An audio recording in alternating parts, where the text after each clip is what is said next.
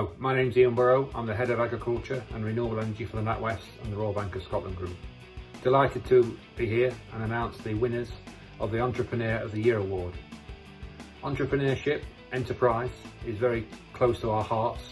It's one of the three pillars in our kind of purpose statement and our purpose journey that we want to travel on.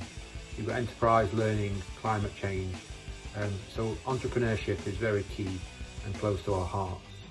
It's been a pleasure to judge the awards. It gives me great pleasure to see the creative and innovative kind of designs and businesses that are actually being able to thrive and pivot in these difficult times.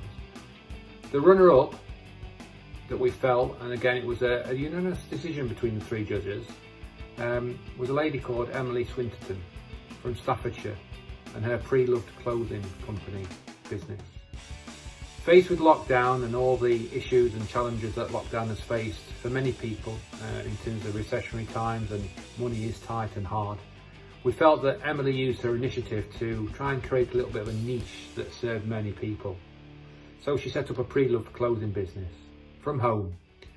Eco-friendly, which again is very important, and it showed real potential and continues to show real potential as she buys and sells clothes from not only the UK but from around the world now. It's growing that fast. She's developed a very competitive and easy to follow e-commerce website and promotes her business and uses social media extremely well. We're all very impressed with how far Emily had come in such a short space of time, 5 months in fact, and again we all look forward with excitement to see how that business flourishes when we enter the new normal. So we decided that the winner of the NatWest Entrepreneur of the Year Award goes to a gentleman called Ed Jones of EJ Agricultural Business. Ed's 24 from Shropshire. We felt Ed ticked all the boxes that we were looking for. You know, is it an innovation business? Does it tick the community box?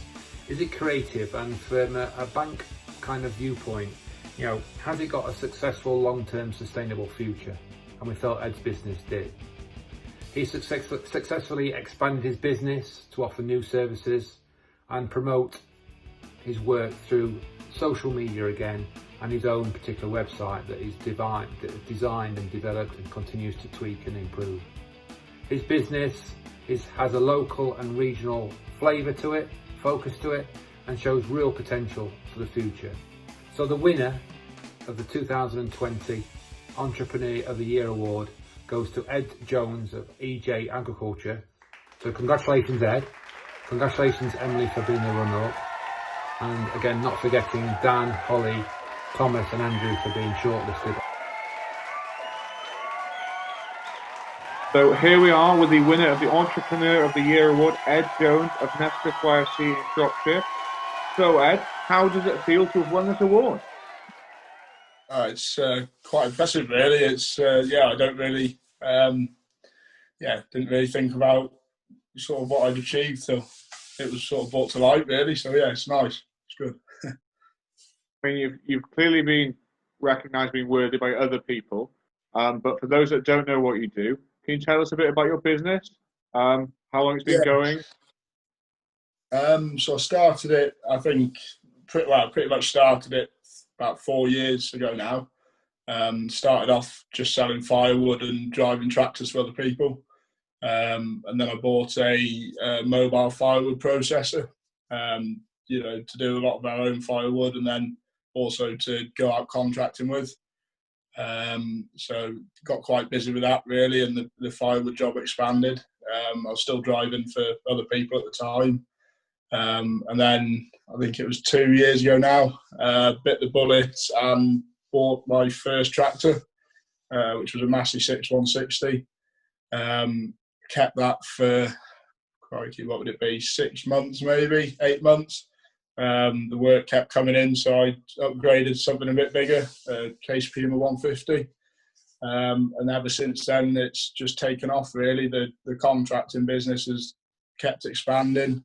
And then, obviously the firewood has as well. And we've taken on a dealership for a machinery company over in Sweden, Kelfrey. which has sort of massively boosted the business as well, really. So there's sort of three main elements to it, which sort of seems to work quite well. So it's good. It's really impressive acceleration and like growth that you've shown. The judges in particular impressed with your diversification into different aspects of it all. What made you think of the firewood in the first place? It was easy to do, to be honest with you. At the time, anyway, it was, I didn't need a lot of machinery as such. It started off with just a chainsaw and a little electric log splitter, and then obviously sort of moved on to a hydraulic log splitter and what have you. And it was just the low input costs to start with, and there was quite a good market for it. So yeah, as I say, obviously when I first started out, cash flow was a big thing. Well, it still is a big thing, but yeah, as I say, just low startup costs really. And I've always tried to expand the firewood job at the same rate as everything else if I can. And say it was just a good step into doing what I wanted to do contracting wise as well, which worked out quite well. So brilliant. So obviously you've grown an awful lot in the last 4 years. What's the future hold for the business? What are the plans? So the plan is to keep expanding the contracting side of things. I'm just sort of at a stage now where I'm debating getting a second tractor or to keep going as I am. We're number third biggest dealership for the Kelfrey machinery in the UK at the minute, out of 12 or 15, and we managed to get there in 12 months. So I'd like to think sort of 5 years down the line, we'll be running it as, hopefully a full-on dealership. And at the same time, like to bring the firewood job as well, start supplying more wholesale firewood, as well as domestic. Sort of, I think it's about 160 homes we're supplying firewood with at the minute. Last year, with having the tractor and the trailer and what have you, we managed to get quite a bit of wholesale out as well. So yeah, as I say, I'm just sort of trying to bring all three elements up at the same time, if that makes sense. Trying to bring them up together. They all support each other quite well. So yeah, it goes hand in hand, really. It's really impressive. And you've obviously got what it takes, just you personally. But do you think that being a member of YFC has benefited you in taking these businesses on?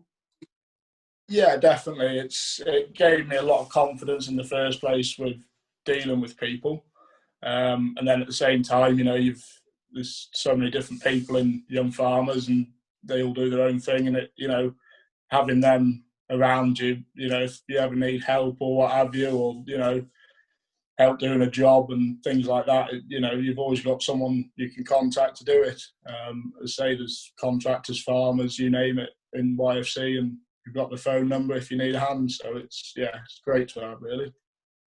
Have you got any of the members involved helping you out at all? Yes, so I've had a couple of the younger members help me last winter delivering firewood when things got a bit stretched. Weekends when they weren't at school and what have you, and bits like that, which is always handy. A chap who's working for me now as a salesman, I know him sort of not directly through Young Farmers, but roughly through Young Farmers. So it's definitely. And as I say, there's lads like a good friend of mine, Ed Bridge. He helped me out through the summer lugging bales and things like that. He's a farmer, not a contractor, but it's just nice to have those people you can drop on if you ever do need a hand. So it's good. Network of contacts, isn't it? It sets you up for life. Yeah, definitely. So you've obviously made a great success of it. Have you got any tips for other young people wanting to set up on their own? Keep doing what you think's right, and sort of follow your head with it, think things through. Don't be scared of making decisions. If you make a decision, then stick with it. Whether it looks like it's going to work or not, make it work. That's probably the best thing, really. And build up a network of people around you as well. That's a big thing. More, as I've started to get into buying more machinery and things like that now, I've got reliable dealerships like Ponsonby Tractors over by us. Dave Edwards from there, he's great. Got a good finance chap, and generally having a good support network around you makes life a hell of a lot easier. Try not to burn any bridges while you're doing things. Keep on everyone's good side, and yeah. That's great advice to live by. Okay, one final question, and this is the one that's going to make you blush. How proud are you of what you've achieved? To be honest with you, until I was nominated for this, I hadn't really thought about it too much. But yeah, thinking about it, quite proud really. Yeah, it's not bad going, I don't think so. No, not at all. You should definitely be very proud of yourself. Yeah. So, Ed Jones, congratulations once again, Entrepreneur of the Year.